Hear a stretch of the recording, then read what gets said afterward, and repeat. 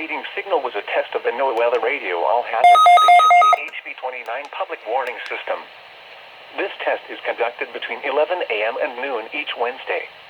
If there is a risk of severe weather, the test will be postponed to the next good weather day.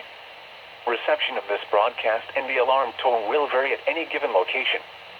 This alarm tone will be activated for hazardous watches and warnings for the following counties: Berkeley, Charleston, and Dorchester. It will also be activated for tornado, severe thunderstorm, and flash flood warnings only for the counties of Clarendon, Georgetown, Orangeburg, and Williamsburg. This concludes the weekly test of the Noaa Weather Radio All-Hazard Station KHB29 by the National Weather Service Office in Charleston, South Carolina.